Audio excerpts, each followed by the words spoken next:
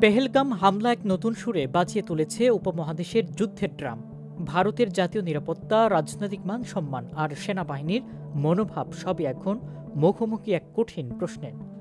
বদলা কি হবেই? যদি হয়, কবে এবং তা কিভাবে?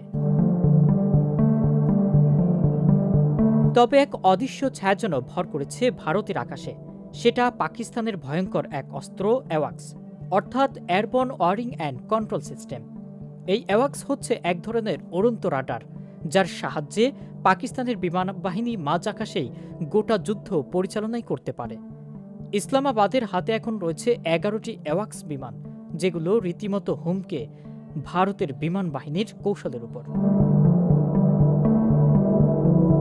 ইসলামাবাদের হাতে এখন রয়েছে 11টি অ্যাওয়াক্স বিমান, যেগুলো রীতিমতো হুমকি ভারতের বিমান হানার কৌশলের উপর। বিশেষজ্ঞদের মতে ভারতীয় যুদ্ধবিমান যখনই পাকিস্তানি আকাশ সীমায় প্রবেশ করবে, তখনই এই অ্যাওয়াক্স তাদের শনাক্ত করতে পারবে।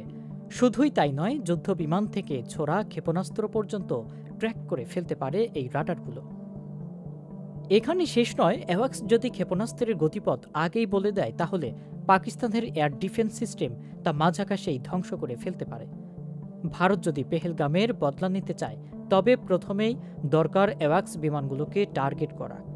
অনেক প্রাক্তন ভারতীয় সেনা অফিসার তাই পরামর্শ দিচ্ছেন, অপারেশন শুরু হোক অ্যাওয়াক্স নিধন দিয়ে। এই রাডার সিস্টেম ধ্বংস না করলে আকাশপথে ভারতের সাফল্য কঠিন হবে বলে মনে করছেন তারা।